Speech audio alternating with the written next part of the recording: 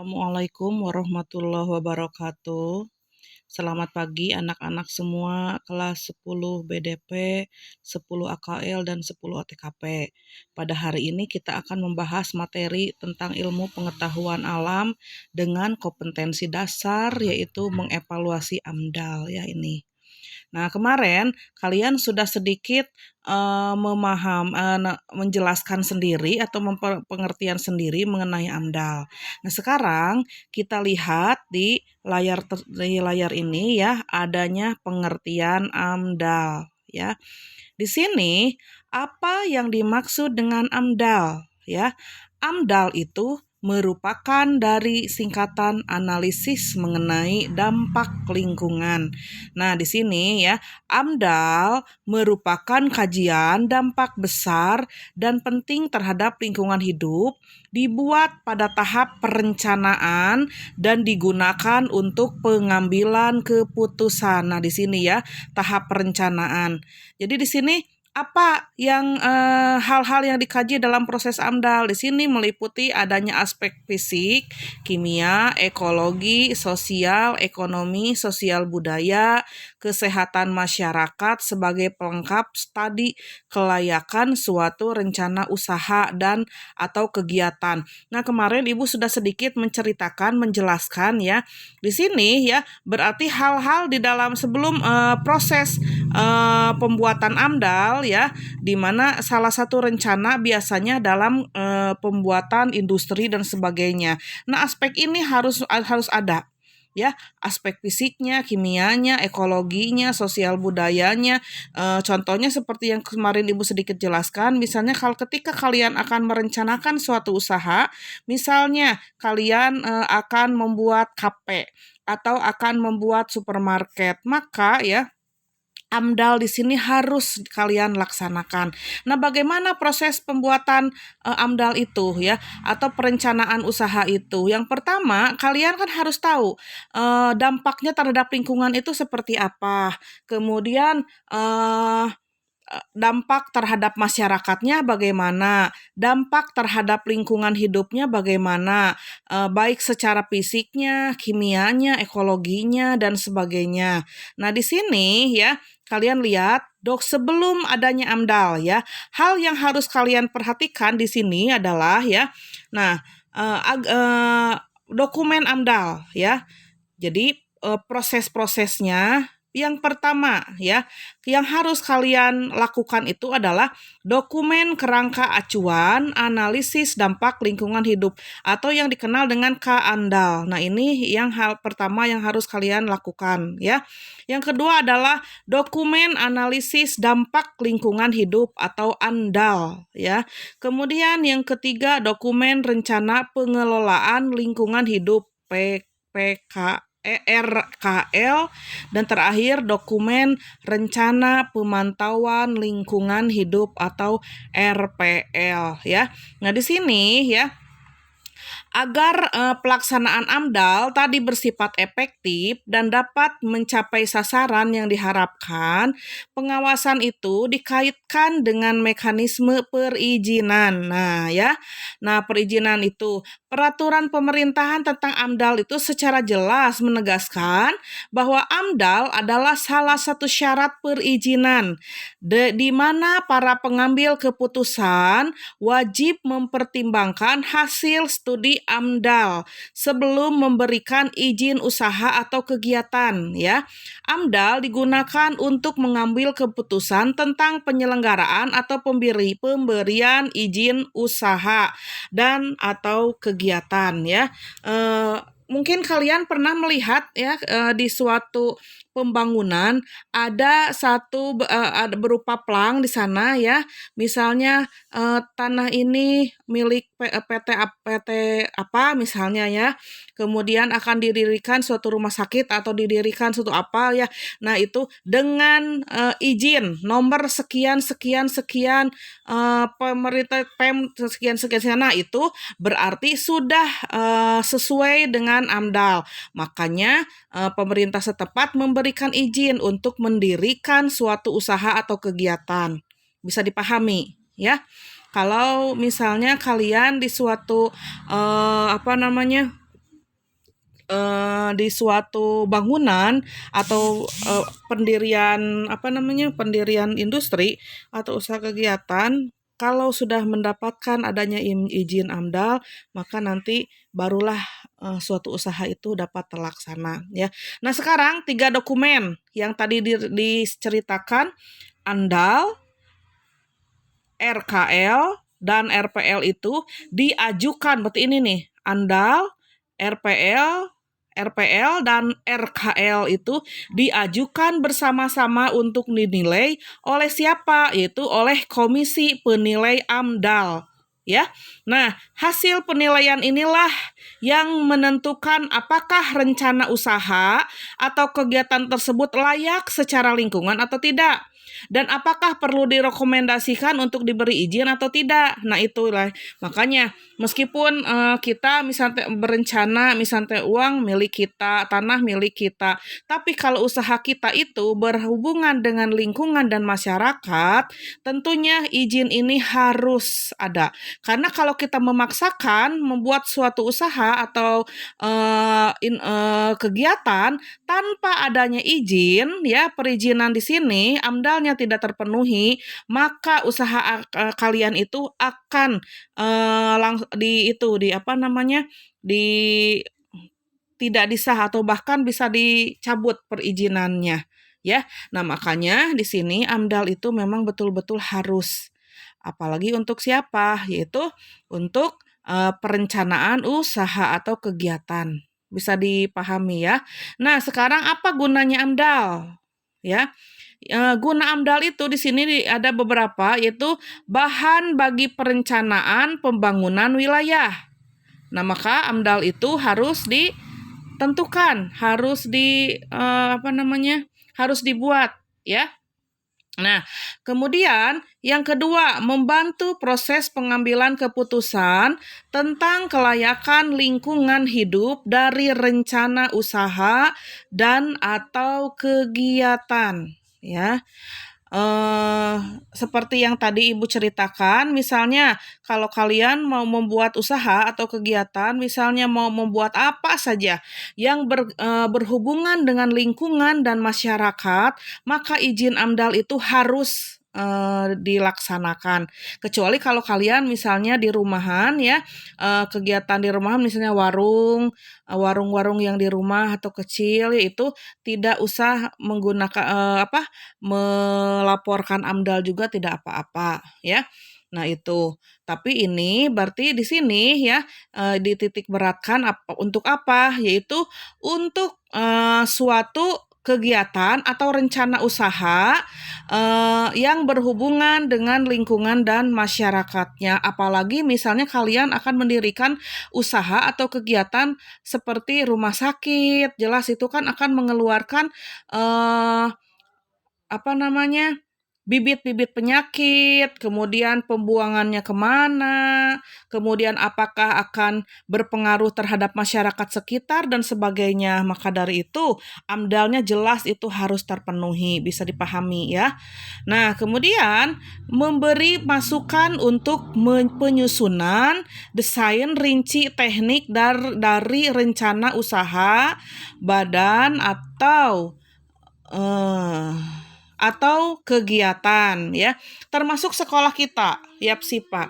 Meskipun itu tidak ada berhubungan dengan bibit penyakit dan sebagainya, tapi pendirian usaha atau kegiatan apapun yang berhubungan dengan masyarakat, jelas itu harus mendapatkan perizinan atau AMDALnya. Jadi layak tidak suatu sekolah didirikan, termasuk konstruksinya dan sebagainya ya. Kemudian memberi guna yang lain ya.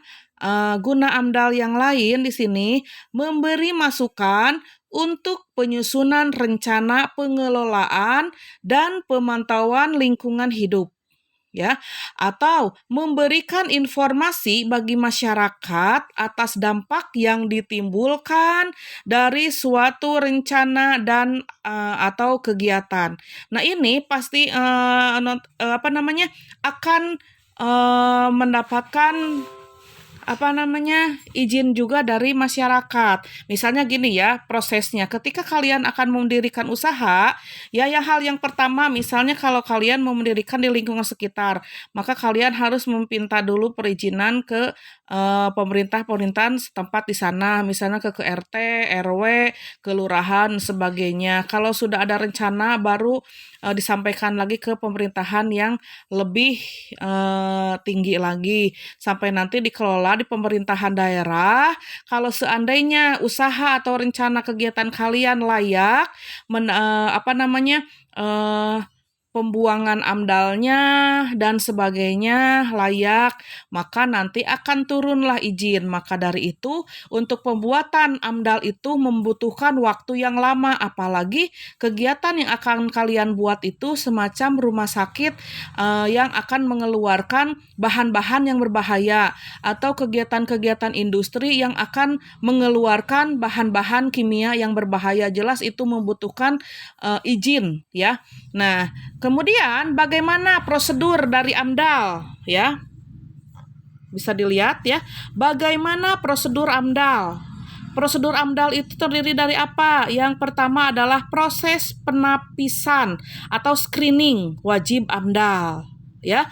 Yang kedua adalah proses pengumuman dan konsultasi masyarakat yang tadi Ibu ceritakan, ya. Nanti dari perusahaan tersebut akan mendatangi salah seorang masyarakat di sekitar daerah yang akan dibuat suatu industri atau suatu kegiatan, ya.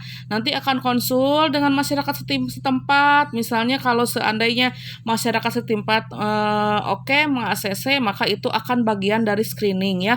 Kemudian penyusunan dan penilaian K-ANDAL atau scoping, ya. Kemudian penyusunan dan penilaian ANDAL, ya, atau RKL atau RPL, ya. Sekali lagi, RKL dan RPL itu apa, ya? RKL adalah rencana pengelolaan lingkungan hidup. RPL adalah rencana pemantauan lingkungan hidup. Kembali lagi, perhatikan ke sini, ya.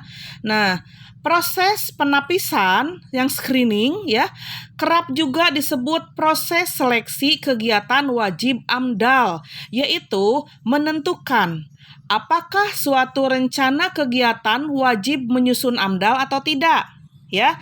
Screeningnya itu udah termasuk dalam screening, ya, wajib AMDAL. Kalau seandainya kata Ibu juga kalian misalnya akan membuat akan mendirikan kegiatan atau usaha warung misalnya di rumah, ya, warung-warung yang biasa kalian lihat di perumahan-perumahan biasa, nah itu tidak membutuhkan AMDAL, ya. Paling ogen menyiapkan aja tempat sampah yang seperti itu, ya. Atau misalnya kalau kalian membuat usaha-usaha yang tidak mengeluarkan, misal itu tidak usah lah, ya. Nah, kemudian proses pengumuman dan konsultasi masyarakat berdasarkan keputusan siapa? Yaitu keputusan Kepala Bapedal nomor 8 tahun 2000. Pemrakarsa wajib mengumumkan rencana kegiatannya selama waktu yang ditentukan dalam peraturan tersebut, ya. Menanggapi masukan yang diberikan dan kemudian melakukan konsultasi kepada masyarakat terlebih dahulu sebelum menyusun K-ANDAL atau scoping, ya. Nah, tadi sudah Ibu ceritakan. Jadi, masyarakat di sini berarti harus memberikan pendapat-pendapatnya. Jadi, ketika adanya didirikan suatu usaha, kemudian protes atau terjadi protes dari masyarakat, kalau kita sudah mau diberikan izin di sini, maka usaha kita akan kuat, ya. Nah, misalnya gini nih, kalian akan mendirikan bengkel motor misalnya, ya, jelas itu akan mengeluarkan berbagai macam polusi, ya. Nah, itu sebelum di pembuatan izin AMDAL, kalian akan melakukan screeningnya dulu, kemudian konsultasi ke masyarakat nanti oleh pemerintah setempat, kemudian penyusunan ke AMDAL dan scopingnya, kemudian terakhir penyusunan penilaian AMDAL. Apalagi kan kalau bengkel itu akan mengeluarkan suara yang bising, ya kemudian akan mengeluarkan zat kimia dan sebagainya. Jelas itu akan berhubungan dengan masyarakat sekitar, ya kan? Kalau seandainya masyarakat sudah mengiyahkan di awal, kemudian terjadinya adanya konflik dan sebagainya, maka kita tetap akan menang. Ya, karena apa? Karena kita sudah mendapatkan izin. Ya, kalau seandainya kalian tidak mengindahkan hal ini, ya AMDAL di sini, ketika terjadi hal-hal yang tidak diinginkan dalam usaha kita, maka usaha kita bisa ditarik perizinannya, bahkan usaha kita bisa lepas, ya. Nah, itu. Kemudian proses penyusunan KANDAL, ya. Penyusunan KANDAL itu adalah proses untuk menentukan lingkup permasalahan yang akan dikaji dalam studi ANDAL, proses pelingkupan. Nah, ANDAL itu di sini tadi sudah diceritakan, ya. ANDAL, nah di sini berarti analisis dampak lingkungan hidup yang tadi, ya. Jadi kemana, misalnya kalau kita akan membuat bengkel, ya, kemana akan pengeluaran zat kimianya, kemudian bagaimana misalnya dampaknya terhadap masyarakat sekitar. Jangan sampai usaha kita itu sampai mengganggu lingkungan sekitar. Nah, itu ya. Kemudian di sini proses penilaian KANDAL atau analisis dampak lingkungan. Setelah selesai disusun, ya, pemrakarsa mengajukan dokumen KANDAL kepada Komisi Penilaian AMDAL untuk dinilai berdasarkan apa? Yaitu peraturan. Lama waktu penilaian untuk KANDAL adalah biasanya 75 hari di luar waktu yang dibutuhkan oleh penyusun untuk memperbaiki atau menyempurnakan kembali dokumennya. Karena dokumen kita itu kalau seandainya belum sempurna, maka itu akan dikembalikan oleh kita kemudian untuk diperbaiki dan sebagainya. Makanya membutuhkan waktu yang sangat lama, ya. Bukan dalam waktu 1 minggu, sehari, 2 hari. Ya, ini membutuhkan waktu 75 hari. Apalagi seandainya kalau usaha atau kegiatan yang akan kita buat itu betul-betul akan berpengaruh besar terhadap lingkungan. Seperti apa yang tadi Ibu ceritakan, seperti akan pembuatan misalnya industri kain atau rumah sakit dan sebagainya, maka AMDAL itu harus dilaksanakan, ya. Nah, kemudian proses penyusunan AMDAL, RKL dan RPL, penyusunan AMDAL ini dilakukan dengan mengacu pada KANDAL. Jadi KANDAL lah yang harus kalian lakukan. Nanti setelah KANDAL sudah siap, maka nanti akan disepakatinya hasil penilaian Komisi AMDAL, ya. Nah, di sini ya, proses penilaian AMDAL, RKL, RPL setelah selesai disusun, pemrakarsa mengajukan. Pemrakarsa itu siapa? Yaitu orang yang akan memiliki usahanya, ya, mengajukan dokumen AMDAL yang tadi RKL dan RPL kepada siapa? Kepada Komisi Penilai AMDAL untuk dinilai, ya. Nah, kemudian siapa yang harus menyusun AMDAL, ya? Dokumen AMDAL harus disusun oleh pemrakarsa suatu rencana usaha dan kegiatan, ya. Dalam penyusunan studi AMDAL, pemrakarsa meminta jasa konsultasi untuk penyusunan dokumen AMDAL. Penyusunan dokumen AMDAL itu harus memiliki sertifikat, ya. Mungkin itu sajalah untuk hari ini, ya. Pembahasan yang penting kalian paham dulu apa itu AMDAL, kemudian apa gunanya. Ya, di sini juga tadi gunanya sudah dijelaskan, tapi ini juga ada, ya, sedikit manfaat AMDAL, ya, yaitu dapat membantu di dalam suatu proses, suatu perencanaan yang bertujuan untuk mencegah pencemaran dan kerusakan yang terjadi di dalam lingkungan tertentu. Kemudian dapat membantu dan mencegah konflik yang muncul di kelompok masyarakat terhadap dampak dari kerusakan lingkungan yang ditimbulkan oleh suatu kegiatan atau usaha yang tadi Ibu ceritakan ya. Misalnya contoh kita akan membuat bengkel tadi kan itu kan jelas akan mengeluarkan suara bising yang akan menjadikan munculnya konflik di masyarakat. Nah, kalau seandainya kita sudah memiliki izin atau AMDAL, berarti kita tidak akan lagi ada hal-hal yang tidak diinginkan itu. Itu adalah manfaat AMDAL, ya.